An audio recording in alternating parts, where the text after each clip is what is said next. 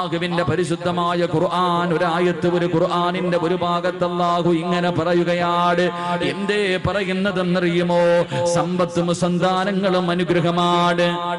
സമ്പത്തും സന്താനങ്ങളും അനുഗ്രഹമാണ്. ഒരു മനുഷ്യന്റെ സന്തോഷമാണ്, ഒരു മനുഷ്യന്റെ വിജയമാണ്. അല്ലാഹുവിന്റെ പരിശുദ്ധമായ ഖുർആൻ പറയുന്ന മക്കൾ അനുഗ്രഹമാണെന്ന് പരിശുദ്ധമായ ഖുർആനിന്റെ ഒരു ഭാഗത്ത് അല്ലാഹു പറയുമ്പോ അതേ ഖുർആനിൽ തന്നെ മറ്റൊരു ഭാഗത്ത് അല്ലാഹു പറയുകയാ, ഇന്നമാ അംവാലുകും വഔലാദുകും ഫിത്ന.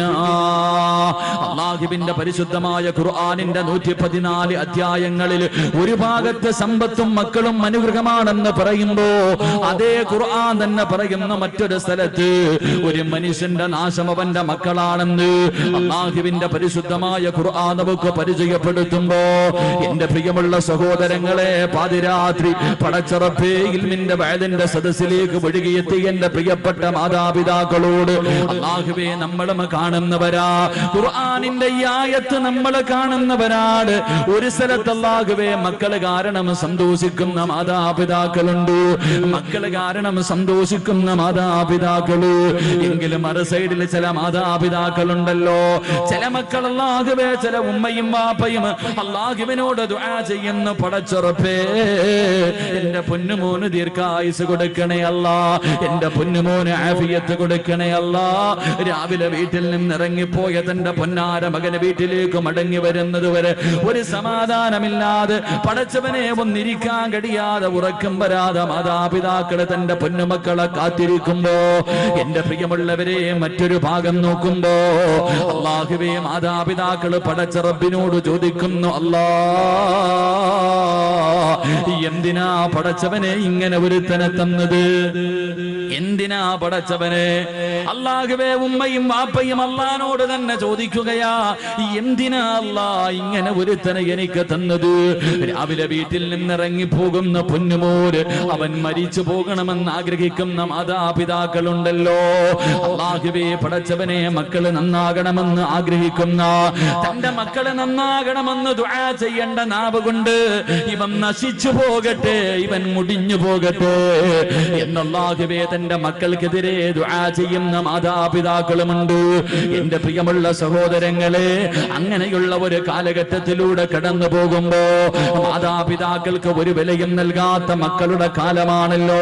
പടച്ചവനെ പണം കിട്ടിക്കഴിയുമ്പോ, സൗന്ദര്യമുള്ള ഒരു പെണ്ണിനെ കിട്ടിക്കഴിയുമ്പോ അല്ലാഹുവേ പോറ്റി വളർത്തിയ മാതാപിതാക്കളെ വീട്ടിൽ നിന്ന് അടിച്ചിറക്കുന്ന മക്കളുണ്ടല്ലോ, മാതാപിതാക്കളോട് മിണ്ടാത്ത മക്കളുണ്ടല്ലോ, രോഗം പിടിച്ച ഉമ്മാനെ ചാക്കിൽ കെട്ടിയിട്ട് റോഡിന്റെ സൈഡിൽ കൊണ്ടുവന്ന് തെള്ളുന്ന മക്കളുടെ കാലമല്ലേ. എന്റെ പ്രിയമുള്ളവരെ, സ്കൂളിൽ പഠിക്കുന്ന യുവതലമുറയുണ്ടല്ലോ, തന്റെ കൂട്ടുകാരോട് പ്രായമുള്ള ഉമ്മയെ കാണിച്ചിട്ട്, പ്രായമുള്ള വാപ്പയെ കാണിച്ചിട്ട് ഇതെന്റെ മാതാപിതാക്കളാണെന്ന് പറയാ മക്കള് മടിക്കുന്ന ഒരു കാലത്തുകൂടെ കടന്നു പോകുമ്പോ എന്റെ പ്രിയമുള്ളവരെ, നമ്മളെല്ലാവരും ഏറ്റവും കൂടുതൽ കേട്ട ഒരു ചരിത്രമുണ്ട്. ഈ കഴിഞ്ഞ വലിയ പെരുന്നാളിന് നമ്മളെല്ലാവരും ഒരു കുടുംബത്തെ കുറിച്ച് കേട്ടു. അല്ലാഹുവേ ഏത് കുടുംബത്തെ കുറിച്ചെന്നറിയുമോ? പരിശുദ്ധമായ മക്കയിലേക്ക് കോടാനുകോടി ലക്ഷക്കണക്കിന് ജനങ്ങള് അല്ലാഹുവിന്റെ ഭവനത്തിലേക്ക് പോയിട്ട് തിരിച്ചു വരുമ്പോ ഒരു കുടുംബത്തെ ഓർക്കാതെ ഒരു മനുഷ്യനും തിരിച്ചു വരാൻ കഴിയില്ല. അല്ലാഹുവിന്റെ മക്കയിലേക്ക്, പരിശുദ്ധ കഅബയിലേക്ക് ചെന്നിട്ട് ഒരു വാപ്പയെയും ഉമ്മയെയും മകനെയും കുറിച്ച് ചിന്തിക്കാതെ അവര് തന്നെയാണല്ലോ, അവരുടെ സ്മരണ തന്നെയാണല്ലോ ഇബ്രാഹിം നബിയെയും ഹാജറ ബീബിയെയും ഇസ്മായിൽ നബിയെയും ഈ ഭാര്യ ഭർത്താവിനെയും മകനെയും ഓർക്കാതെ ഒരു മനുഷ്യനും മക്കയിൽ നിന്ന് മടങ്ങി വരാൻ കഴിയില്ലല്ലോ. എന്റെ പ്രിയമുള്ളവരെ, അല്ലാഹുവിന്റെ ഖുർആൻ പറഞ്ഞ മക്കളാരെന്നറിയുമോ? അല്ലാഹുവിന്റെ പരിശുദ്ധമായ ഖുർആൻ ഒരു മകനെ കുറിച്ച് പറഞ്ഞു തരികയാ. പാതിരാത്രി ഒരുമിച്ച് കൂടി എന്റെ പ്രിയമുള്ള ഉപ്പമാരോട്, ഉമ്മമാരോട്, എന്റെ പ്രിയപ്പെട്ട മാതാപിതാക്കളോട്, ചെറുപ്പക്കാരോട്, മക്കളെ ഖുർആൻ പറഞ്ഞ മകനേതെന്നറിയുമോ? എന്റെ പ്രിയമുള്ളവരെ, അല്ലാഹുവിന്റെ ഖുർആൻ പറയുന്നു, ഇന്നല്ലാഹ ഇസ്തഫാ ലി ആദമ വനൂഹ വആല ഇബ്രാഹീം അല്ലാഹുവിന്റെ പരിശുദ്ധമായ ഖുർആൻ പറയുന്നു ആദം നബി അലൈഹിസ്സലാമിനെ അല്ലാഹു തിരഞ്ഞെടുത്തു, നൂഹ് നബി അലൈഹിസ്സലാമിനെയും അല്ലാഹു തിരഞ്ഞെടുത്തു. എന്നിട്ട് അല്ലാഹു പറഞ്ഞു വആല ഇബ്രാഹിം നബിയെ തെരഞ്ഞെടുത്തു എന്നല്ല പറഞ്ഞത്, ഇബ്രാഹിം നബിയുടെ കുടുംബത്തെ തെരഞ്ഞെടുത്തു എന്ന് പരിശുദ്ധമായ ഖുർആൻ പറയുകയാ. ഏത് കുടുംബമെന്നറിയുമോ എന്റെ പ്രിയമുള്ളവരെ? ആരാണ് ഇബ്രാഹിം നബി എന്നറിയുമോ? ഇബ്രാഹിം നബിയുടെ ചരിത്രം ഈ മുസ്ലിമീങ്ങൾക്ക് മറക്കാൻ കഴിയില്ലല്ലോ എന്റെ പ്രിയമുള്ളവരെ. മഹാനായ ഖലീലുള്ളാഹി ഇബ്രാഹിം നബി അലൈഹിസ്സലാം തന്റെ പ്രിയപ്പെട്ട ഭാര്യയായ സാറാ ബീവി റളിയല്ലാഹു തആല അൻഹാ രണ്ടുപേരും വിവാഹം കഴിഞ്ഞു. ഒരുപാട് നാളുകളായി മക്കളില്ല, രണ്ടുപേർക്കും പ്രായമായിരിക്കുകയാണ്. ആ സമയത്ത് ഇബ്രാഹിം നബി അല്ലാഹുവിനോട് ദുആ ചെയ്യുകയാ, മക്കളെ കിട്ടാൻ ദുആ ചെയ്യുകയാണ്. എന്നിട്ടും മക്കളെ കിട്ടാതെ വന്നപ്പോ തന്റെ പ്രിയപ്പെട്ട ഭാര്യയായ സാറാ ബീവി റളിയല്ലാഹു തആല അൻഹാ അവന്റെ ഭർത്താവായ ഇബ്രാഹിം നബിയോട് അവിടുന്ന് പറയുന്നു, നബിയേ ഇനി ഞാൻ പ്രസവിക്കുമെന്ന് തോന്നുന്നില്ല നബിയേ, എനിക്കൊരുപാട് പ്രായമായല്ലോ, അതുകൊണ്ട് നിങ്ങൾ മറ്റൊരു വിവാഹം കഴിക്കണം നബിയേ. ഒരു ഭാര്യ ഭർത്താവിനോട് മറ്റൊരു വിവാഹം കഴിക്കാൻ പറയുകയാ. ഇബ്രാഹിം നബിയോട് പറഞ്ഞു നിങ്ങൾ മറ്റൊരു വിവാഹം കഴിക്കണം, ആ വിവാഹത്തിലൂടെ ഒരു കുഞ്ഞുണ്ടായാ അത് എന്റെ കുഞ്ഞ് തന്നെയല്ലേ നബിയേ, എനിക്കവനെ സ്നേഹിക്കാൻ കഴിയുമല്ലോ. ഇബ്രാഹിം നബി തന്റെ പ്രിയപ്പെട്ട ഭാര്യയോട് പറഞ്ഞു, സാറാ എങ്കിൽ നീ തന്നെ ഒരു പെണ്ണിനെ കാണിച്ചതാ. ആരെയാണ് ഞാൻ വിവാഹം കഴിക്കേണ്ടത്? നീ തന്നെ കാണിച്ചതാ സാറാ. സാറാ ബീവി റളിയല്ലാഹു തആല അൻഹ ഒരു പെണ്ണിനെ കാണിച്ചു കൊടുക്കുകയാ. ആരെയാ കാണിച്ചു കൊടുത്തത്? മഹദി ഹാജറാ. ഹാജറാ ബീവി റളിയല്ലാഹു തആല അൻഹയെ കാണിച്ചു കൊടുക്കുകയാണ്. എന്റെ പ്രിയമുള്ളവരെ, ചരിത്രമറിയാ, ഇബ്രാഹിം നബി ഹാജറാ ബിയെ വിവാഹം കഴിച്ചു. അവിടെ നിന്നൊരു കുഞ്ഞു ജനിക്കുകയാണ്, ഒരു പൊന്നുമോന് ജനിക്കുകയാണ്. ഇസ്മായിൽ എന്ന് പേരിടുകയാ. അല്ലാഹുവേ, തന്റെ പ്രിയപ്പെട്ട ഭാര്യ പ്രസവിച്ച് തന്റെ ചോരക്കുഞ്ഞിനെയും കെട്ടിപ്പിടിച്ചു കൊണ്ടിരിക്കുമ്പോ അതാ വരുന്ന ഇബ്രാഹിം നബി വന്നിട്ട് പറയുന്നു, ഹാജറാ യാത്രയ്ക്ക് പോകാൻ തയ്യാറെടുത്തോ. പ്രസവിച്ച് കിടക്കുന്ന ഭാര്യയോട് പറയുകയാണ്, ചോര കുഞ്ഞിനെയും എടുത്തിട്ട് യാത്രയ്ക്ക് തയ്യാറെടുത്തോ. ഹാജറ ചോദിച്ചു, എവിടേക്കാണ് പോകുന്നതെന്ന് ചോദിച്ചില്ല. ഭർത്താവ് ഒരുങ്ങാൻ പറഞ്ഞു, ഞാൻ പ്രസവിച്ച് കിടക്കുകയാണെന്ന് പറഞ്ഞില്ല, ഒരുങ്ങാൻ പറഞ്ഞു. ആ സാലിഹത്തായ പെണ്ണനുസരിക്കുകയാണ്. ഭർത്താവ് ഒരുങ്ങാൻ പറഞ്ഞു, ആ പെണ്ണൊരുങ്ങുകയാണ്. തന്റെ ചോര കുഞ്ഞിനെ എടുത്തു. അല്ലാഹുവേ, ഇബ്രാഹിം നബി അലൈഹിസ്സലാം കടന്നു പോവുകയാണ്. അവസാനം യാത്ര ചെയ്ത് മക്കയിലെത്തിയിട്ട് പടച്ചവനെ, സഫാ മർവ എന്ന് പറയുന്ന രണ്ട് മലകളുണ്ടല്ലോ. അല്ലാഹുവേ, ജനവാസമില്ലാത്ത ഒരു പറവ് പോലും പറക്കുന്ന പോകാത്ത ഒരു പറവ് പോലും ഇല്ലാത്ത ഒരു മനുഷ്യനില്ലാത്ത രണ്ട് മലകൾക്ക് നടുവിൽ തന്റെ പ്രിയപ്പെട്ട ഭാര്യയെയും ചോരക്കുഞ്ഞിനെയും അതാ ഇബ്രാഹിം നബി ഇറക്കി വിട്ടിട്ട് കുടിക്കാനുള്ള വെള്ളവും കഴിക്കാനുള്ള കാരക്കയും കയ്യിലേക്ക് വെച്ചു കൊടുത്തിട്ട് ഇബ്രാഹിം നബി അലൈഹിസ്സലാം തിരിച്ചു നടക്കുകയാ. സാറാ ബീവി ഇങ്ങനെ അതാ ഹാജറാ ബീവി അത്ഭുതത്തോടെ നോക്കുകയാണ്. തന്റെ പ്രിയപ്പെട്ട ഭർത്താവ് ചോദിക്കുന്നതിനൊന്നും മറുപടി പറയാതെ മിണ്ടാതെ നടന്നു പോവുകയാ. ഹാജറാ ബീവി ചോദിച്ചു, നബിയേ അല്ലാഹുവിന്റെ കൽപ്പനയാണോ അതോ സ്വന്തം തീരുമാനമാണോ? ആ സമയത്തിന്റെ പ്രിയമുള്ളവരെ, ഹാജറാ ബീവി റളിയല്ലാഹു തആല അൻഹയോട് അവിടുന്ന് പറഞ്ഞ മറുപടി എന്തെന്നറിയുമോ? അവിടുന്ന് പറയുന്നു, ഹാജറാ ഇത് എന്നെ പടച്ച റബ്ബിന്റെ തീരുമാനമാ ഹാജറാ. തന്റെ തോരക്കുഞ്ഞിനെ നെഞ്ചിലേക്ക് ചേർത്ത് പിടിച്ചിട്ട് ചിരിക്കുന്ന മുഖത്തോടെ ഹാജറ പറഞ്ഞു, ഹസ്ബുനല്ലാഹ് ഹസ്ബുനല്ലാഹ്, എങ്കിലും നിങ്ങൾ സന്തോഷത്തോടെ പൊക്കോ. എന്നെയും എന്റെ കുഞ്ഞിനെയും നോക്കാൻ അല്ലാഹുവിനറിയാ, എന്നെയും എന്റെ കുഞ്ഞിനെയും നോക്കാൻ അല്ലാഹുവിനറിയാ. എന്റെ പ്രിയമുള്ളവരെ, ഇബ്രാഹിം നബി നടന്നു പോവുകയാ. കൊല്ലങ്ങൾ കഴിഞ്ഞു. ഇസ്മായിൽ നബി അലൈഹിസ്സലാം വളരുകയാണ്. ഇസ്മായിൽ നബി അലൈഹിസ്സലാം വളരുകയാണ്. വാപ്പ ഇടയ്ക്കിടയ്ക്ക് വരാറുണ്ട്. അങ്ങനെ വളർന്ന് ചരിത്രം പറയുന്നു. അവസാനം ഇബ്രാഹിം നബി അലൈഹിസ്സലാം മടങ്ങി വരികയാ. തന്റെ പ്രിയപ്പെട്ട ഭാര്യയുടെ മുന്നിൽ മകന്റെ മുന്നിലേക്ക് അതാ വർഷങ്ങൾ കഴിഞ്ഞു മടങ്ങി വന്നു ഇബ്രാഹിം നബി അലൈഹിസ്സലാം. അതാ തന്റെ മകന്റെ കൂടെ കൂടിയിട്ട് വല്ലാത്ത സന്തോഷമാ. വാപ്പയും മകനും ഇങ്ങനെ സന്തോഷത്തോടെ കഴിയുന്നത് കണ്ടപ്പോ ഇബ്രാഹിം നബി അലൈഹിസ്സലാം ഇസ്മായിൽ നബിക്ക് 10 വയസ്സിന്റെ താഴെയാണ് പ്രായം. ചരിത്രം പറയുകയാ എന്റെ പ്രിയമുള്ളവരെ, ഒരു ദിവസം രാവിലെയുണ്ടല്ലോ ഇബ്രാഹിം നബി തന്റെ പൊന്നുമോന്റെ കയ്യിൽ പിടിച്ചിട്ട് ചോദിക്കുന്നു, മോനെ ഇസ്മായിലേ, അല്ലാഹു പറഞ്ഞിരിക്കുകയാ നിന്നെ അറുത്തു കൊടുക്കാൻ. ഇന്നലെ വാപ്പ ഒരു സ്വപ്നം കണ്ട പൊന്നുമോനെ, അല്ലാഹു നിന്നെ അറുത്തു കൊടുക്കാൻ അല്ലാഹു പറഞ്ഞിരിക്കുകയാ. നിന്റെ അഭിപ്രായം എന്താണെന്ന് വാപ്പ തന്റെ പൊന്നുമകനോട് ചോദിക്കുമ്പോ ആ മകൻ വാപ്പയുടെ കയ്യിൽ പിടിച്ചിട്ട് ചിരിക്കുന്ന മുഖത്തോട് അവിടെ നിന്ന് പറഞ്ഞ മറുപടി അല്ലാഹുവിന്റെ ഖുർആൻ പറയുകയാണ്, ഇഫ്അൽ മാ തുമർ സതജിദുനി ഇൻഷാ അല്ലാഹ്. വാപ്പയോട് തന്റെ പൊന്നാര 10 വയസ്സിന്റെ താഴെ മാത്രം പ്രായമുള്ള പൊന്നുമൂര് അവിടുന്ന് ചിരിച്ചുകൊണ്ട് പറയുന്നു, വാപ്പാ അള്ളാഹുവിന്റെ കൽപ്പന അനുസരിക്കണേ വാപ്പാ, അള്ളാഹു പറയുന്നത് അനുസരിക്കുക വാപ്പാ, വിധിയുണ്ടെങ്കിൽ നാളെ സ്വർഗത്തിൽ വെച്ച് കാണാ. തന്റെ വാപ്പയെ വല്ലാതെ അത്ഭുതപ്പെടുത്തുകയാണ്. എന്റെ പ്രിയമുള്ള പെങ്ങളെ, തിന്ന വാപ്പയുടെ കയ്യിൽ പിടിച്ചിട്ട് തന്റെ പൊന്നുമോനെ അറുക്കുന്നതിന് വേണ്ടി വാപ്പ തയ്യാറെടുക്കുമ്പോ, തന്റെ പൊന്നുമോനെ അറുക്കുന്നതിന് വേണ്ടി വാപ്പ തയ്യാറെടുക്കുമ്പോ ആ പൊന്നുമോൻ ഉപ്പയുടെ കയ്യിൽ പിടിച്ചിട്ട് പറഞ്ഞു, ഉപ്പാ എനിക്ക് 4 വസിയത്തുണ്ട് വാപ്പാ. ആ 10 വയസ്സിന്റെ താഴെ മാത്രം പ്രായമുള്ള പൊന്നുമോനോട് വാപ്പ ചോദിച്ചു, എന്തേ മോനെ, എന്തേ നിനക്ക് അവസാനമായി വസിയത്ത് ചെയ്യാനുള്ളത്? അവിടെ നിന്ന് പൊന്നുമോൻ ഉപ്പാരോട് പറയുന്ന, ഉപ്പാ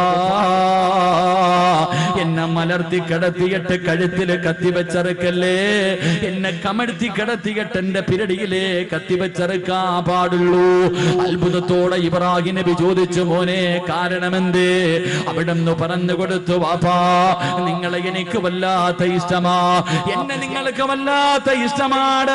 അറുക്കുന്നതിന് വേണ്ടി കഴുത്തിലേക്ക് കത്തിയെടുത്ത് വെക്കുമ്പോ എന്റെ മുഖമെങ്ങാണം കണ്ട നിങ്ങളെ കൊണ്ടറുക്കാ കഴിയില്ല വാപ്പാ, അല്ലാഹുവിന്റെ കൽപ്പന അനുസരിക്കാ കഴിയില്ല. അതുകൊണ്ട് എന്നെ കമഴ്ത്തി കിടത്തിയിട്ട് പിരടിയില് കത്തിവെച്ചറുക്കാൻ പാടുള്ളൂ. രണ്ടാമതായി പറഞ്ഞു കൊടുക്കുന്നു, വാപ്പാ എന്റെ കയ്യും കാലും കെട്ടിയിടണേ വാപ്പാ, എന്റെ കയ്യും കാലും കെട്ടിയിടണം. എന്തിനാ മോനെ, എന്തിനാ മോനെ? വാപ്പാ നിങ്ങൾ എന്റെ കഴുത്തിൽ കത്തിവെച്ചറക്കുമ്പോ എനിക്ക് വല്ലാതെ വേദനിക്കുമല്ലോ. എന്റെ കൈകാലുകൾ ഇട്ടടിച്ചാ ഉപ്പയുടെ കൈവിറയ്ക്കും ഉപ്പാ, നിങ്ങളെ കൊണ്ടറുക്കാൻ കഴിയില്ല. മൂന്നാമതായിട്ട് പറയുന്ന, ഉപ്പാ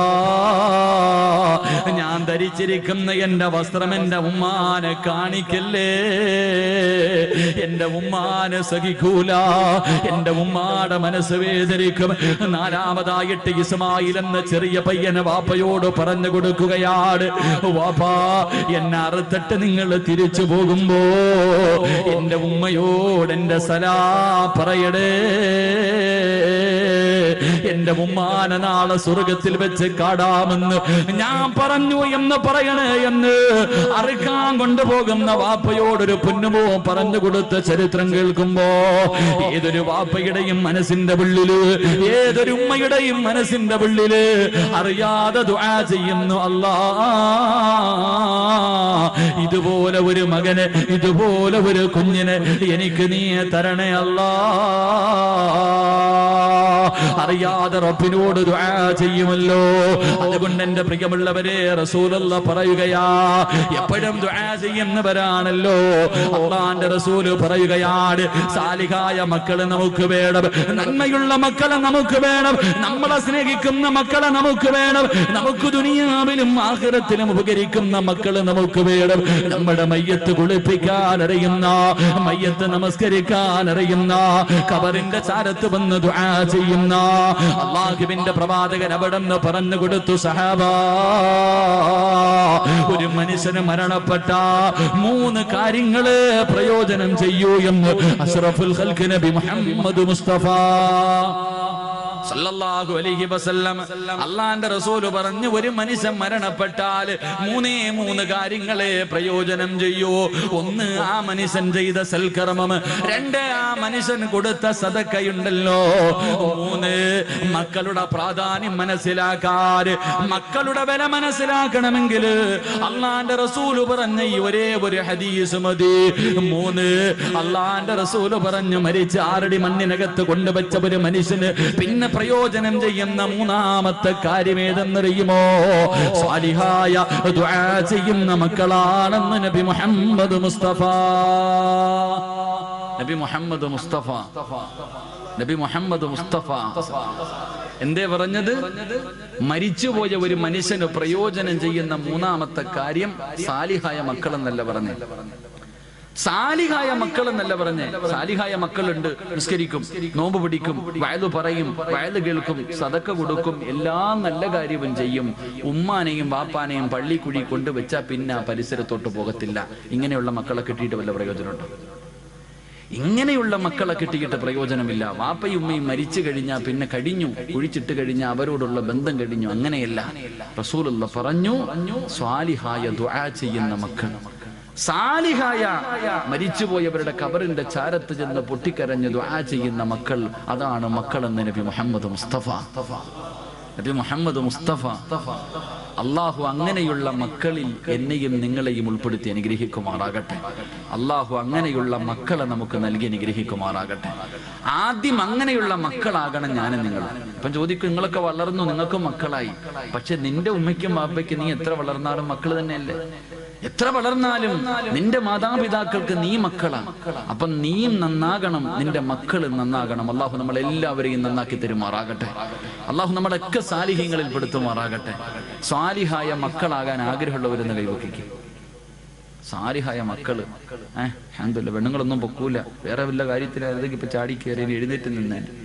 നീ സാലിഹായ നിനക്കുള്ള, നീ ചെയ്ത നിന്റെ മക്കൾ നിന്നോട് ചെയ്യും, നീ ചെയ്തില്ലേ നിന്റെ മക്കളും അത് തന്നെ കാണിക്കും. അള്ളാഹു നമ്മളൊക്കെ സാലിഹ്യങ്ങളിൽ പെടുത്തുമാറാകട്ടെ. സാലിഹായ മക്കളെ കിട്ടണമെങ്കിൽ വെറുതെ കിട്ടൂല. സാലിഹായ മക്കളെ കിട്ടണമെങ്കിൽ വെറുതെ കിട്ടൂല. സാലിഹായ മക്കളെ കിട്ടണമെങ്കിൽ ചില കാര്യങ്ങൾ ചെയ്യണമെന്ന് അള്ളാഹുവിന്റെ വിശുദ്ധ ഖുർആൻ. അള്ളാഹു പഠിക്കാൻ ഭാഗ്യം നൽകി അനുഗ്രഹിക്കുമാറാകട്ടെ. ചില കാര്യങ്ങൾ ഖുർആൻ പറയുന്നുണ്ട്. ആ പറയുന്ന കാര്യങ്ങൾ ചെയ്താലേ നമുക്ക് നല്ല മക്കളെ കിട്ടത്തുള്ളൂ. അള്ളാഹു അങ്ങനെയുള്ള മക്കളിൽ പെടുത്തുമാറാകട്ടെ. അള്ളാഹു പഠിക്കാനുള്ള ഭാഗ്യം നൽകി അനുഗ്രഹിക്കുമാറാകട്ടെ. എന്റെ പ്രിയമുള്ള സഹോദരങ്ങളെ, സാലിഹായ മക്കളെ കിട്ടണമെങ്കിൽ ഒന്ന്, എല്ലാവരും നേരെ ഇരിക്കും. എല്ലാവരും നേരെ ഇരുന്നേ. ചെളിയിലായിരിക്കുന്നത്, കാല് പൊതയണ്ട. എല്ലാവരും നേരെ ഇരിക്കും. ഇങ്ങനെ ചാരി ഇരിക്കുമ്പോൾ ഉറക്കം വരും. ഇങ്ങനെ ചാരി ഇരിക്കുമ്പോ ശൈത്താൻ അടുത്ത് വന്നിട്ട് അളിയാ ഉറങ്ങടാന്ന് ഇങ്ങനെ തടകുക. ഓനിങ്ങനെ തടകി ഉറക്കാൻ നടക്കുക. ഓനിപ്പോ ഏറും കൊണ്ടിട്ട് വെറുതെ നടക്കുക. ഈ 28 ലക്ഷം ഹാജിമാരെങ്ങാണ്ട് ഈ വർഷമുണ്ട്. എല്ലാരും കൂടെ എറിഞ്ഞെറിഞ്ഞവന്റെ ഊപ്പാട് വന്നിരിക്കുക. എല്ലാരും കൂടെ പോയി കിടന്നിട്ട് ജംറയിലും അള്ളാഹു 7 കല്ല് വെച്ച് 21 കല്ല് ഒരു ദിവസം. എന്തോ ഏറെന്ന് പറഞ്ഞ ഓരോ മനുഷ്യന്റെ ഏറ്. ചില പാകിസ്ഥാനികളൊക്കെ ചെരുപ്പാ എറിയുന്ന ഊരിയിട്ട് ശൈത്താനെ. അതാ മനസ്സിലാക്കേണ്ടത്. ശൈത്താൻ ചിലരുടെ ഏറ് കാണുമ്പോ നമ്മൾ ഏറ്റവും കൂടുതൽ ഈ സെൽഫിയുടെ കാലമാണല്ലോ. ജംറയിൽ ഇങ്ങനെ കല്ലെറിയ, ശൈത്താനെ കല്ലെറിയുന്ന സമയത്ത് ഒരുത്തൻ ഒരു സെൽഫി, ശൈത്താനോടൊപ്പം ഒരു സെൽഫി പത്രത്തിലൊക്കെ ഉണ്ടായിരിക്കും. കല്ലെറിയുമ്പോഴും സെൽഫി. ഓനെ നോക്കിയിട്ട് ശൈത്താൻ ചിരിക്ക, എടാ നീ എന്നെ എറിയുന്നു, നീ നിന്നെ തന്നെ എറിയടാ എന്നാ ചിന്തിക്കണേ. അപ്പൊ അതുകൊണ്ട് ഇങ്ങനെയുള്ള സദസ്സിൽ വന്നിരുത്തിയിട്ട് നമ്മളെ ഉറക്കാൻ അവൻ പരിശ്രമിക്കും. ഉറങ്ങണ്ട, ഉറങ്ങാനൊരു ഭാഗ്യം വേണം. ഇല്ലേ ഉസ്താദ്, സ്വർഗത്തിരുന്ന് ഉറങ്ങാനൊരു യോഗം വേണ്ടേ? ശരി, അള്ളാഹു നമുക്ക് ഈമാൻ നൽകി അനുഗ്രഹിക്കുമാറാകട്ടെ. അതുകൊണ്ട് സാലിഹായ മക്കളെ കിട്ടണമെങ്കിൽ ഒന്ന് ഖുർആൻ പറയാം.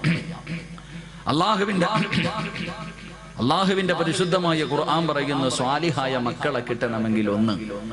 എന്റെ പ്രിയമുള്ള സഹോദരങ്ങളെ, ഒരു മനുഷ്യൻ ഒരു കൃഷി ചെയ്യാൻ തീരുമാനിച്ചു. കൃഷി ചെയ്യാൻ ഒരാള് തീരുമാനിക്കുമ്പോ ഇന്ന സ്ഥലത്ത് കൃഷി ചെയ്താൽ വിളവ് കിട്ടുമെന്ന് ഉറപ്പുള്ള സ്ഥലത്തല്ലേ കൃഷി ചെയ്യാറുള്ളൂ? ഇല്ലേ മനുഷ്യന്മാരെ പറ. ഇവിടെ കൃഷി ഇറക്കിയാൽ വിളവ് കിട്ടുമെന്ന് ഉറപ്പുള്ള സ്ഥലത്തെ ഒരാൾ കൃഷി ചെയ്യത്തുള്ളൂ. ഒരു കട, ഒരു സ്ഥാപനം തുടങ്ങിയാൽ ഇവിടെ കച്ചവടം ഉണ്ടാകും, ലാഭം ഉണ്ടാകാൻ സാധ്യതയുണ്ടെങ്കിൽ മാത്രമേ ഒരാൾ അവിടെ കടയിടാൻ പോകത്തുള്ളൂ. കടയിട്ടാൽ കച്ചവടം നടക്കൂല എന്നുറപ്പുള്ള സ്ഥലത്ത് ആരെങ്കിലും കൃഷി ഇറക്കോ അല്ലെങ്കിൽ കടയിടോ? ചെയ്യൂല. എങ്കിൽ അല്ലാഹുവിന്റെ പരിശുദ്ധമായ ഖുർആൻ പറയുകയാണ്, സ്വാലിഹായ മക്കളെ കിട്ടണമെങ്കിൽ ഒന്നാമതായി ഖുർആൻ പറയുകയാ, വൽ ബലദു തയ്യിബു യഖ്റുജു നബാതുഹു ബിഇദ്നി റബ്ബി വല്ലദീ ഖബസു ലഹാ യഖ്റുജു ഇല്ലാ നക്ദാ. വിവാഹം കഴിക്കാത്ത എന്റെ പ്രിയപ്പെട്ട ചെറുപ്പക്കാരെ നല്ലതുപോലെ കേൾക്കണേ. അല്ലാഹുവിന്റെ ഖുർആൻ പറയുകയാണ്, പെണ്ണെന്ന് പറഞ്ഞാൽ ആരെന്നറിയുമോ? നിസാഉകും ഹർസുൽ ലക്കും ഫഅതു ഹർസകും. മോനെ, പെണ്ണെന്ന് പറഞ്ഞാൽ നിന്റെ കൃഷിയിടമാണ്, പെണ്ണെന്ന് പറഞ്ഞാൽ നിന്റെ കൃഷിയിടമാണ്. അതുകൊണ്ട് നീ നല്ല കൃഷിയിടത്തിൽ വിളവിറക്കിയാലേ നിനക്കും നല്ല വിളവ് കിട്ടൂ എന്ന് പരിശുദ്ധ ഖുർആൻ. അല്ലാഹു പറയുകയാണ്, നല്ല കൃഷിയിടത്തിൽ കൃഷി ഇറക്കിയാ നിനക്ക് നല്ല വിളവ് കിട്ടും. മോശമായ പറമ്പിൽ നീ കൃഷി ഇറക്കിയാ നീ ഉദ്ദേശിക്കുന്ന വിളവ് നിനക്ക് കിട്ടൂല എന്ന് ഖുർആൻ പറയുമ്പോ, എന്റെ പ്രിയമുള്ള മുസ്ലിമേ, സ്വാലിഹായ ദുനിയാവിലും ആഖിറത്തിലും ഉപകരിക്കുന്ന മക്കളെ നിനക്ക് കിട്ടണമെങ്കിൽ അല്ലാഹുവിന്റെ പരിശുദ്ധമായ ഖുർആൻ പറയുകയാ, മോനെ, റോഡിന്റെ ഓരത്ത് നിന്ന് പുഞ്ചിരിക്കുന്നവളെ കെട്ടല്ലേ, കണ്ടവളുമാരെ കെട്ടല്ലേ. അള്ളാന്റെ ഖുർആൻ പറയുകയാണ്, നല്ല പെണ്ണിനെ വിവാഹം കഴിക്കണേ, നല്ല പെണ്ണിനെ വിവാഹം കഴിക്കണേ. നല്ല ഉമ്മയുടെ വയറ്റിലെ നല്ല മക്കള് ജനിക്കാറുള്ളൂ, നല്ല ഉമ്മയ്ക്ക് നല്ല മക്കള് പിറക്കാറുള്ളൂ. അള്ളാഹുവേ, നല്ല വാപ്പയ്ക്ക് നല്ല മക്കള് ജനിക്കൂ എന്ന് അള്ളാഹുവിന്റെ പരിശുദ്ധമായ ഖുർആൻ പരിചയപ്പെടുത്തുമ്പോ, എന്റെ പ്രിയമുള്ളവരെ, നല്ല ഉമ്മമാർക്ക് നല്ല മക്കള് ജനിക്കൂ. അള്ളാഹുവിന്റെ റസൂൽ അതുകൊണ്ടാ പറഞ്ഞത്, എന്റെ പ്രിയമുള്ളവരെ, നല്ല ഉമ്മയുടെ വയറ്റിൽ എത്രയോ നല്ല മക്കള് ജനിച്ചതിന്റെ ചരിത്രം നമുക്ക് കാണാൻ കഴിയും. എന്റെ പ്രിയമുള്ളവരെ, കേട്ടതാണെങ്കിലും ഒരു ചരിത്രം ഞാൻ പറഞ്ഞു തരാ. ഒരു നല്ല വാപ്പയ്ക്കും ഉമ്മയ്ക്കും ജനിച്ചവരെ പൊന്നുമോനെ കുറിച്ച് പറഞ്ഞു തരട്ടെ. മഹാനായ സാബിത്ത് ഇബ്നു ഇബ്രാഹിം എന്ന് പറയുന്ന ഒരു ചെറുപ്പക്കാരനുണ്ടല്ലോ, കാണാൻ എന്ത് സുന്ദരനെന്നറിയുമോ? വല്ലാതെ യുവത്വത്തിന്റെ നടുവിലൂടെ നടന്നു പോകുന്ന ഒരു ചെറുപ്പക്കാരനാ. പക്ഷേ പടച്ചവനെ വല്ലാത്ത പേടിയാ, അള്ളാഹുവിനെ പേടിച്ച് ജീവിക്കുന്നവനാണ്. പടച്ചവനെ വിശപ്പ് സഹിക്കാൻ കഴിയാതെ വീട്ടിൽ കിടന്നിട്ട് ഉറക്കം വരുന്നില്ല. അവിടെ നിന്ന് മുണ്ട് മുറുക്കി വൃത്തികെട്ടിയ ചെറുപ്പക്കാരൻ ഇറങ്ങി നടക്കുകയാണ്. അവസാനം നടന്ന് ഒഴുക്കമുള്ള ഒരു പുഴയുടെ ചാരത്ത് പോയി തളർന്നു കിടക്കുകയാ. ഒരു പുഴയുടെ ചാരത്ത് പോയി തളർന്നു കിടക്കുകയാണ്. അങ്ങനെ വിശപ്പ് സഹിക്കാൻ കഴിയാതെ തളർന്നു കിടക്കുമ്പോ വെള്ളത്തിലൂടെ ഒരു ആപ്പിൾ ഇങ്ങനെ ഒഴുകി വരികയാ. വെള്ളത്തിലൂടെ ഒരു ആപ്പിൾ ഇങ്ങനെ ഒഴുകി വരികയാണ്. സാബിത്ത് ഇബ്നു ഇബ്രാഹിം എന്ന് പറയുന്ന ചെറുപ്പക്കാരൻ ആപ്പിളങ്ങ് കാണുമ്പോ വിശപ്പിന്റെ കാഠിന്യത്താൽ അറിയാതെ അതങ്ങെടുത്ത് കഴിക്കുകയാണ്. പടച്ചവനെ, ആപ്പിളങ്ങ് ആർത്തിയോടെ തിന്നുകയാണ്. തന്റെ ആമാശയത്തിലേക്ക് ആപ്പിളിന്റെ ഒരൽപ്പം തന്റെ വയറിന്റെ ഉള്ളിലേക്ക് കടന്നു ചെന്നപ്പോ വിശപ്പിനൽപ്പം ശമനം കിട്ടിയപ്പോ ആ ചെറുപ്പക്കാരൻ ചിന്തിച്ചു, അല്ലാ, ഇതാരുടേതാണെന്നറിയില്ലല്ലോ പടച്ചവര്. ഹറാമു തിന്നുപോയല്ലോ, ഹറാമന്റെ വയറ്റിൽ പെട്ടുപോയല്ലോ, എന്റെ ദുനിയാവും ആഖിറവും നഷ്ടപ്പെട്ടു പോയല്ലോ. പടച്ചവനെ, എന്റെ അമലുകളൊന്നും സ്വീകരിക്കില്ലല്ലോ, ഞാൻ മരിച്ചാ നരകത്തിലാണല്ലോ. കയ്യിൽ പകുതി ആപ്പിൾ പിടിച്ചിട്ടൊരു ചെറുപ്പക്കാരൻ പുഴയുടെ ചാരത്ത് നിന്ന് തലയിലൂടെ മണ്ണ് വാരിയിട്ടിട്ട് പൊട്ടിക്കരയുകയാ. അല്ലാഹുവേ, സമാധാനമില്ല. എല്ലാവരും നോക്കുമ്പോ പൊട്ടിക്കരഞ്ഞുകൊണ്ട് എന്റെ നാശമേ എന്ന് വിളിച്ചുകൊണ്ട് ആ ഒഴുക്കുള്ള പുഴയ്ക്കെതിരായി നടക്കുകയാണ്. ആ പുഴയുടെ ചാരത്തുകൂടെ നടക്കുകയാ. എല്ലാവരും അത്ഭുതത്തോടെ നോക്കുന്ന ഒരു പ്രാന്തനെ പോലെ, അതാ തലയ്ക്ക് ബോധമില്ലാത്തവരെ പോലെ പൊട്ടിക്കരഞ്ഞുകൊണ്ട് അല്ലാഹുവേ കരഞ്ഞുകൊണ്ട് പോവുകയാണ്. ഈ ചെറുപ്പക്കാരൻ കിലോമീറ്ററുകളോളം നടക്കുകയാ. നടക്കുകയാ. അവസാനം ഒരു ആപ്പിള് തോട്ടം കണ്ടു. ആ തോട്ടത്തിൽ നിന്നാണ് ആപ്പിള് വെള്ളത്തിലേക്ക് വീണതെന്ന് മനസ്സിലാക്കി പൊട്ടിക്കരഞ്ഞുകൊണ്ട് തോട്ടത്തിനകത്തേക്ക് കടന്നു ചെല്ലുകയാ. ഒരു മനുഷ്യനകത്ത് നിൽക്കുന്നു. കരഞ്ഞുകൊണ്ട് പറഞ്ഞ്, എനിക്കൊന്ന് പൊരുത്തം തരുമോ? ഞാൻ അറിയാതെ വിശപ്പിന്റെ കാഠിന്യത്താൽ ഒരാപ്പിളിന്റെ പകുതി ഞാൻ കടിച്ചുപോയി. ആ വീടാ തോട്ടത്തിലിരിക്കുന്ന മനുഷ്യൻ പറയുന്നു, സാബിത്ത്, ഞാൻ ഇതിന്റെ മുതലാളിയല്ല, ഞാൻ ഇവിടത്തെ തൊഴിലാളിയാണ്. എന്റെ മുതലാളിയുടെ വീടെത്തണമെങ്കിൽ 3 ദിവസം രാപ്പകല് നടന്നാലേ എന്റെ യജമാനന്റെ വീട്ടിലെത്തൂ. സാബിത്ത് പറഞ്ഞു, 3 അല്ല 300 കൊല്ലം നടക്കേണ്ടി വന്നാൽ നടക്കാൻ ഞാൻ തയ്യാറാ. കാരണം എനിക്ക് റബ്ബിന്റെ മുന്നിൽ അല്ലാഹുവേ ഒരു പാവിയെ പോലെ നിൽക്കാൻ വയ്യ. അവസാനം യജമാനന്റെ വീട് പറഞ്ഞു കൊടുത്തു. അതാ നടക്കുകയാണ്. 3 ദിവസം രാവും പകലും നടന്നു. അവസാനം ആ തോട്ടത്തിന്റെ യജമാനന്റെ വീടിന്റെ മുന്നിലെത്തി. ഓടിച്ചെന്ന് പൊട്ടിക്കരഞ്ഞുകൊണ്ട് പറയുന്നു, എനിക്കൊന്ന് പൊരുത്തം തരുവോ? നിങ്ങളുടെ ആപ്പിള് ഞാൻ കടിച്ചുപോയി, എനിക്കൊന്ന് പൊരുത്തം തരുവോ? ആ പ്രായമുള്ള മനുഷ്യൻ പറഞ്ഞു, സാബിത്തേ, നിന്റെ ആമാശയത്തിലേക്ക് കടന്നുപോയാ ആ പകുതി ആപ്പിളിന് ഞാൻ പൊരുത്തപ്പെട്ടു തരണമെങ്കിൽ എനിക്കൊരു കണ്ടീഷൻ ഉണ്ട്. എന്ത് കണ്ടീഷനും ഞാൻ തയ്യാറാണ്. സാബിത്ത് ചോദിച്ചു, എന്ത് കണ്ടീഷനാണ്? അവിടെന്ന് പറഞ്ഞു, എനിക്കൊരു പൊന്നുമോളുണ്ട്, അവളെ നീ വിവാഹം കഴിക്കണം. അവൾക്കാണെങ്കിൽ കണ്ണിന് കാഴ്ചയില്ല, അവൾക്ക് ചെവിക്ക് കേൾവിയില്ല, അവൾക്ക് നടക്കാൻ കാലില്ല, വികലാംഗയായ കാണാനടകില്ലാത്ത എന്റെ പൊന്നുമോളെ വിവാഹം കഴിച്ചാലേ നിനക്ക് പൊരുത്തം തരൂ എന്ന് പറയുമ്പോ പൊട്ടിക്കരഞ്ഞുകൊണ്ട് സാബിത്ത് പറഞ്ഞു, അല്ലാ, ഒരു കൊതുകിന്റെ ചിറകിന് പോലും വിലയില്ലാത്ത ദുനിയാവല്ലേ, എന്തിനും ഞാൻ തയ്യാറാ. അവസാനം കണ്ണില്ലാത്ത, കണ്ണ് കാണാത്ത, ചെവി കേൾക്കാത്ത, കാലില്ലാത്ത, കാണാ സുന്ദരിയല്ലാത്ത, ഒരിക്കൽ പോലും കണ്ടിട്ടില്ലാത്ത പെണ്ണിനെ വിവാഹം കഴിക്കുകയാണ്. റബ്ബേ, വിവാഹം കഴിഞ്ഞു. മണിയറയ്ക്കകത്തേക്ക് കടന്നു ചെല്ലുമ്പോ സുബ്ഹാനല്ലാഹ്, കാണാനടകുള്ള ഒരു സുന്ദരിയായ പെണ്ണ് മണിയറയ്ക്കകത്ത് ഒരുങ്ങിയിരിക്കുകയാ. സാബിത്ത് ചോദിച്ചു, എന്റെ ഭാര്യ എവിടെ? കണ്ണ് കാണാത്ത, ചെവി കേൾക്കാത്ത, സൗന്ദര്യമില്ലാത്ത, കാലിന് സ്വാധീനമില്ലാത്ത എന്റെ ഭാര്യ എവിടെ എന്ന് ചോദിക്കുമ്പോ ആ പെണ്ണ് കയ്യിൽ പിടിച്ചിട്ട് പറഞ്ഞു, സാബിത്തേ, ഞാനാണ് നിന്റെ ഭാര്യ, ഞാൻ തന്നെയാണ് നിങ്ങളുടെ ഭാര്യ. എന്റെ ഉപ്പ എന്റെ കണ്ണിന് കാഴ്ചയില്ലെന്ന് പറയാനുള്ള കാരണം എന്തെന്നറിയുമോ? ജനിച്ചതിന് ശേഷം, എനിക്ക് ഓർമ്മ വെച്ചതിന് ശേഷം അല്ലാഹു കാണല്ലേ എന്ന് പറഞ്ഞ ഒരു കാര്യവും എന്റെ കണ്ണുകൊണ്ട് ഞാൻ കണ്ടിട്ടില്ല സാബിത്ത്. ഹറാമിന്റെ കണ്ണുകൊണ്ട് കണ്ടിട്ടില്ല, ഹറാമിന്റെ ചെവി കൊണ്ട് കേട്ടിട്ടില്ല, ഒരുത്തനെയും ഫോൺ വിളിച്ചിട്ടില്ല, ഒരു വികാരമുണ്ടാകുന്ന ഒരു മോശമായ സംസാരവും എന്റെ ചെവി കൊണ്ട് ഞാൻ കേട്ടിട്ടില്ല. മൂന്നാമതായിട്ട് ആ പെണ്ണ് പറയുകയാ, അല്ലാഹു പോകരുതേ എന്ന് പറഞ്ഞ ഒരു സ്ഥലത്തേക്ക് എന്റെ ഈ കാലുകൊണ്ട് എന്ന് വരെ ഞാൻ നടന്നു പോയിട്ടില്ല. അതുകൊണ്ടാണ് എന്റെ വാപ്പ ഇങ്ങനെ പറഞ്ഞെന്ന് പറയുമ്പോ, എന്റെ പ്രിയമുള്ളവരെ, പെണ്ണെന്ന് പറഞ്ഞാൽ ഇങ്ങനെയാ, ഒരു പെണ്ണെന്ന് പറഞ്ഞാൽ ഇങ്ങനെയാണ്. വെള്ളത്തിലൂടെ ഒഴുകി വന്ന ആപ്പിളെടുത്ത് കടിച്ചിട്ട് പൊരുത്തം ചോദിക്കാൻ പോയ ചെറുപ്പക്കാരൻ, ഈ വാപ്പയ്ക്കും ഉമ്മയ്ക്കും ഒരു മകൻ ജനിച്ചു, ഈ വാപ്പയ്ക്കും ഉമ്മയ്ക്കും ഒരു മകൻ ജനിച്ചു. ഇവരുടെ കൃഷിയിടത്തിൽ ഒരു വിളവ് കിട്ടി. ആ വിളവിന്റെ പേരെന്തെന്നറിയുമോ? മഹാനായ ഇമാമുനാ അബൂ ഹനീഫ.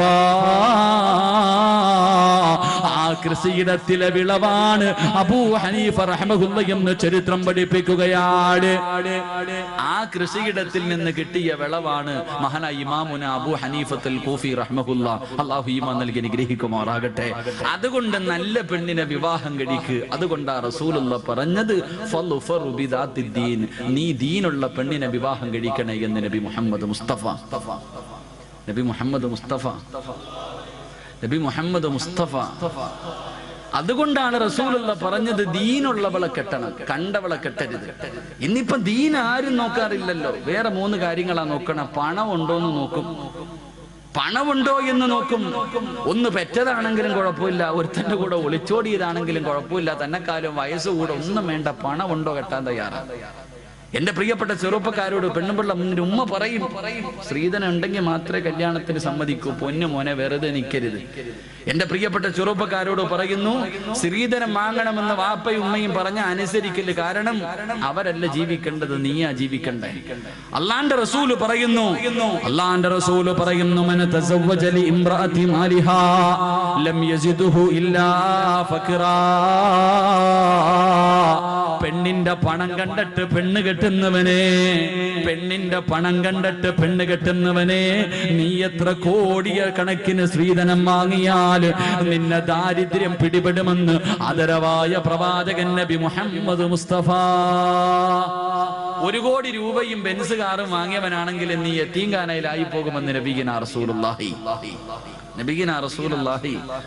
അപ്പൊ പണം നോക്കിയിട്ട് പെണ്ണ് കെട്ടിയാ നീ യതീംഖാനയിലാകും. ഇനി 2 ഗ്ലാമർ ഉണ്ടോ? അതാ കൂടെ കൊണ്ട് നടക്കുമ്പോ എല്ലാരും ചോദിക്കണം, പൊട്ടന് ലോട്ടറി അടിച്ചതുപോലെ എവിടുന്ന് കിട്ടിയടാ? കാണുന്നവനൊക്കെ ഇങ്ങനെ നോക്കണം. ഗ്ലാമറുള്ള പെണ്ണ്, സൗന്ദര്യമുള്ള പെണ്ണ്. റസൂലുള്ള പറഞ്ഞു, വേണ്ട മോനെ, ഗ്ലാമർ കൂടിയവളെ നീ കെട്ടല്ലേ, അവളുടെ സൗന്ദര്യം അവളെ നശിപ്പിച്ചു കളയുമെന്ന് നബിയിനാ റസൂലുള്ളാഹി. അതുകൊണ്ടാണ് ഭർത്താക്കന്മാരോട് പറയുന്നത്, നിന്റെ ഭാര്യയ്ക്ക് നിന്നെക്കാളും ഗ്ലാമർ ഉണ്ടെങ്കിലും സുന്ദരിയാണെന്ന് പറയാൻ പാടില്ല. നിന്നെക്കാളും ഗ്ലാമർ നിന്റെ ഭാര്യക്കുണ്ടെന്ന് പറയാൻ പാടില്ല. പറഞ്ഞു കഴിഞ്ഞാൽ പിന്നെ ഓള് താഴെയെങ്ങും നിൽക്കൂല. ഓള് വിചാരിക്കും ഇവനില്ലെങ്കിൽ ഇവന്റെ വാപ്പ, അങ്ങനെ എന്താ താഴെയെങ്ങും നിൽക്കൂല, പിന്നെ അങ്ങ് കൂടും, അർശിന്റെ മുകളിലെത്തും. പെണ്ണിന്റെ സൗന്ദര്യം നോക്കിയിട്ട് കെട്ടാൻ പാടില്ല. 3 കുടുംബ മഹിമ നോക്കും. അവനവനെ കൊണ്ട് പറ്റുന്നിടത്ത് പോയി കയറിയാ പോരെ. പുളിങ്കൊമ്പിലേ പിടിക്കത്തുള്ളൂ, അത്തപ്പാടിയാ. അന്നന്നത്തെ ചെലവിന് എന്റെ കഴിയില്ലാത്തവനെ വേറി കോടീശ്വരന്റെ മോളെ കെട്ടും. അള്ളാന്റെ റസൂല് പറഞ്ഞു, നീ കുടുംബ മഹിമ നോക്കിയിട്ട് പെണ്ണ് കെട്ടല്ലേ, നീ ആ കുടുംബത്തിൽ നാറിപ്പോകുമെന്ന് നബിയിനാ റസൂലുള്ളാഹി. അവരുടെ മുന്നിൽ നീ നാണം കെട്ടുപോകും, അവനവനെ കൊണ്ട് പറ്റുന്നത്. അതുകൊണ്ടാ പറഞ്ഞത്, നീ നോക്കണ്ട ഒന്നാമത്തെ കാര്യം, അവക്ക് അള്ളാനെ പേടിയുണ്ടോ? നിസ്കരിക്കാൻ അറിയോ? അവൾക്ക് റസൂലുള്ളാഹിനെ കുറിച്ച് അറിയോ? ഖുർആൻ ഓതാൻ അറിയുമോ? ദീനുള്ള പെണ്ണിനെ വിവാഹം കഴിക്ക്. ആ കൃഷിയിടത്തിൽ നല്ല മക്കൾ ജനിക്കുമെന്ന് നബി മുഹമ്മദ് മുസ്തഫ. അള്ളാഹു നമുക്കൊക്കെ നല്ല ഭാര്യമാരെ നൽകി അനുഗ്രഹിക്കുമാറാകട്ടെ. തന്നതിന് അള്ളാഹു നന്നാക്കി തരുമാറാകട്ടെ. ഒരു വാപ്പയും വിവാഹം കഴിക്കാത്ത മകനും കൂടെ ഈ മജ്‌ലിസിന്റെ സദസ്സിലുണ്ട്. ദുആ ചെയ്യുമ്പോൾ ഉസ്താദ് പറയുന്നു, മനസ്സിലെ ആഗ്രഹം എന്താണോ കരുതാൻ പറഞ്ഞാൽ, വിവാഹം കഴിക്കാത്ത മകൻ ഒരു സൈഡിൽ ഇരുന്ന് ചിന്തിക്കും, പടച്ചോനെ ഒരു സാലിഹത്തായ പെണ്ണിനെ എനിക്ക് തരണേ തമ്പുരാനെ. വാപ്പ ഇപ്പുറത്തിരുന്ന് പറയും, തന്നതിനെ ഒന്ന് നന്നാക്കി തരണേ പടച്ചവനെ. 2 പേര് ആവശ്യക്കാരിതാ. ഭാര്യയും വിവാഹം കഴിച്ചവരും കഴിക്കാത്തവരും എല്ലാവരും ഒരു സാലിഹത്തായ പെണ്ണിനെയാ കരുതുന്നേ. അള്ളാഹു നല്ല ഭാര്യമാരെ നൽകി അനുഗ്രഹിക്കുമാറാകട്ടെ. ചില പെണ്ണുങ്ങൾ വീടിന്റെ നാശമാണ്, ചില ഭാര്യമാർ വീടിന്റെ ഐശ്വര്യം നഷ്ടപ്പെടുത്തുന്നവരാ. അള്ളാഹു നമ്മളെ കാക്കുമാറാകട്ടെ. 6 സ്വഭാവമുള്ള പെണ്ണുങ്ങൾ വീടിന്റെ ഐശ്വര്യം നഷ്ടപ്പെടുത്തുന്നവരാ. അള്ളാഹു നമ്മുടെ ഭാര്യമാരെയൊക്കെ കാക്കുമാറാകട്ടെ. 6 സ്വഭാവമുള്ള പെണ്ണുങ്ങൾ വീടിന്റെ ഐശ്വര്യം നഷ്ടപ്പെടുത്തി കളയുന്നവരാ. ഞാൻ പറഞ്ഞു തരാം, നിങ്ങളുടെ ഭാര്യമാർക്ക് ആ സ്വഭാവം ഉണ്ടെങ്കിൽ തിരുത്തി കൊടുക്കൂ. പറമനുഷ്യന്മാരെ പറഞ്ഞു തരട്ടെ, ഉള്ള സമാധാനം പോയി കിട്ടും. നീ അനുഭവിക്കുന്നതിന്റെ കാരണവിതാ. എന്റെ പ്രിയപ്പെട്ട പെങ്ങളോട് പറയുന്നു, ഈ പറയുന്ന 6 ദുശീലങ്ങളിൽ ഏതെങ്കിലും ഒരെണ്ണം നിനക്കുണ്ടെങ്കിൽ തിരുത്തിക്കോ, ഇല്ലെങ്കിൽ നിന്റെ ജീവിതം നല്ല നിലയിൽ മുന്നോട്ട് പോകത്തില്ല. അള്ളാഹു പഠിക്കാൻ ഭാഗ്യം നൽകി അനുഗ്രഹിക്കുമാറാകട്ടെ. തമ്മിലടിക്കാനല്ല, പഠിക്കാൻ വേണ്ടി ഞാൻ പറഞ്ഞു തരാം. ഇൻഷാ അല്ലാഹ് ജീവിതത്തിൽ ഭാര്യയ്ക്ക് ഉപദേശിച്ചു കൊടുക്കണം. അള്ളാഹു ഈമാൻ നൽകി അനുഗ്രഹിക്കുമാറാകട്ടെ. വീടിന്റെ ഐശ്വര്യം നഷ്ടപ്പെടുത്തി കളയുന്ന ഒന്നാമത്തെ ഭാര്യ, വീടിന്റെ ഐശ്വര്യം നഷ്ടപ്പെടുത്തി കളയുന്ന ഒന്നാമത്തെ ഭാര്യ, എന്റെ പ്രിയമുള്ള സഹോദരങ്ങളെ, എപ്പോഴും രോഗം നടിക്കുന്നവളാ. അള്ളാഹു നമ്മളെ കാക്കുമാറാകട്ടെ. ഭർത്താവ് വന്നിട്ട് പറയും, ഐഷ മോളെ, ഒരു സുലൈമാനി അള്ളാഹ് എനിക്ക് തലവേദനയേക്കാം. ഒരു രോഗമില്ലെങ്കിലും എപ്പോഴും അസുഖം നടിക്കുന്ന ചില ജന്തുക്കളുണ്ട്. ഒരസുഖമില്ലെങ്കിലും അസുഖം നടിക്കുന്ന പെണ്ണ്, വയ്യ വയ്യ വയ്യ. അവൾ എപ്പോഴെങ്കിലും ആരോഗ്യമുണ്ടോ എന്ന് പറയുന്ന ഇന്ന് വരെ കേട്ടിട്ടില്ല.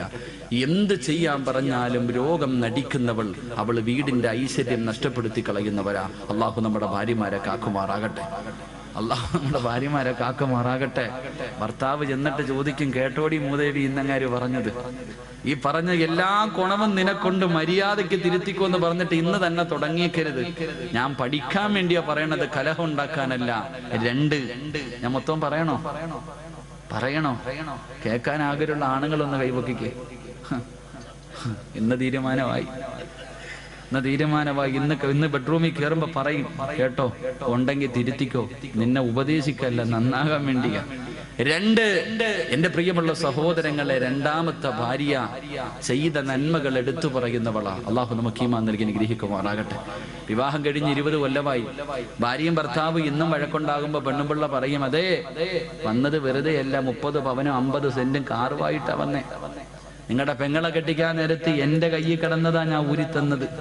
എന്റെ വാപ്പ മരിക്കുന്ന കാലം വരെ നോക്കിയത് ഞാനാ.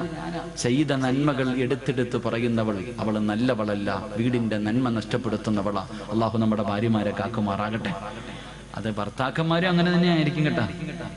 ഭർത്താക്കന്മാർ എങ്ങനെ ഉണ്ടായി എങ്ങനെ ആയിരിക്കും.